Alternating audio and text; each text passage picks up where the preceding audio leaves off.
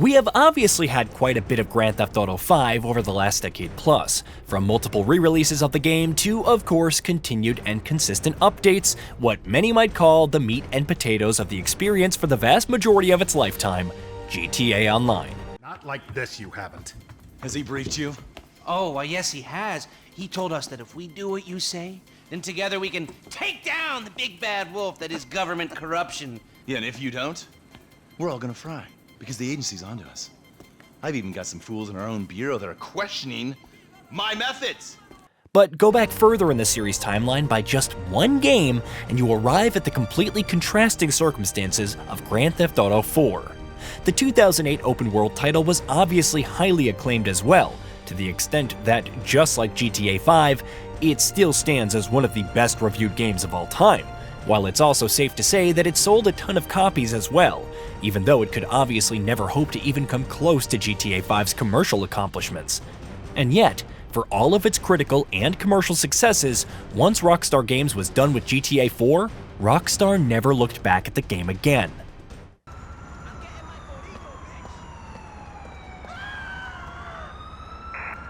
Subject last seen on foot.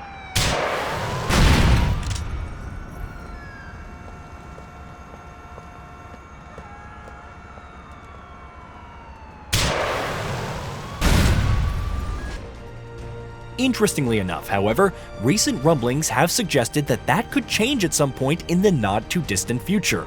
Known Rockstar Games insider Tez2 recently claimed on the GTA forums that a PS5 and Xbox Series X and S port of Grand Theft Auto 4 has been in the works for roughly a year at this point, and that Rockstar will likely intend to release it at some point later this year. Which of course means that it will release before Grand Theft Auto 6, which was recently officially delayed to May 2026 and might not necessarily be done with delays for all we know.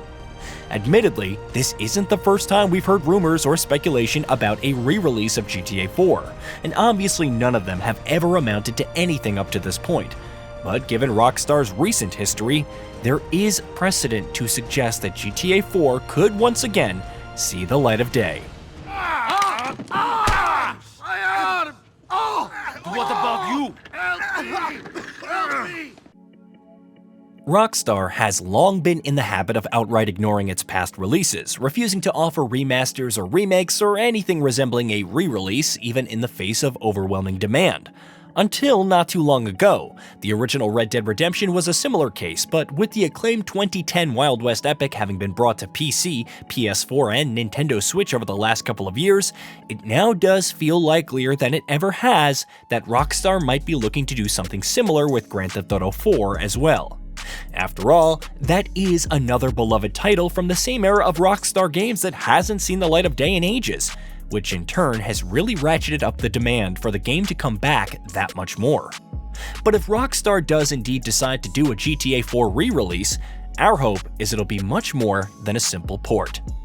Our problems with your cousin. I told you to stop. Now it's too late. Back off!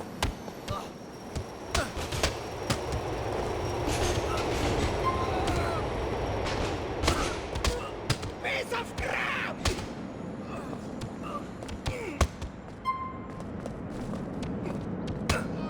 You still think? One thing most will likely agree on is that the aforementioned Red Dead Redemption re-release should not serve as a yardstick for Rockstar to measure against, because the bar should really be significantly higher. The Red Dead Redemption port really was, in almost all ways, just a simple, straightforward port. It offered few upgrades, and the ones that it did were negligible at best. The resolution was upscaled, there were some light improvements to the picture quality, the UI saw some minor adjustments here and there, and that was pretty much it. There were no upgrades to the lighting, to the assets or the textures, or anything of note really. Well, things are different now, John. Now I'm in charge! No more Dutch!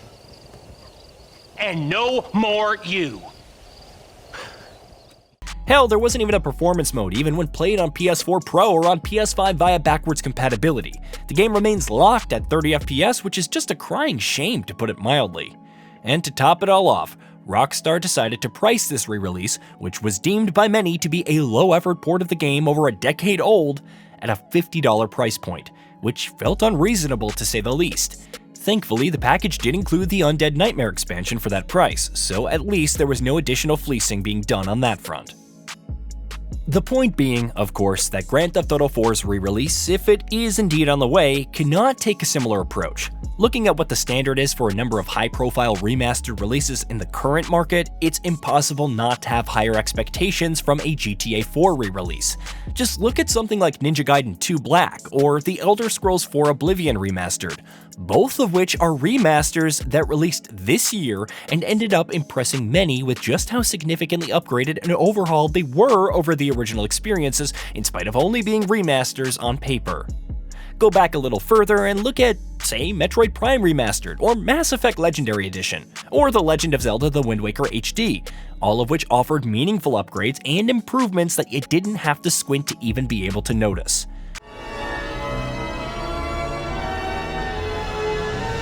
It's good to be home, huh, Commander? I guess we'll have to give her a name.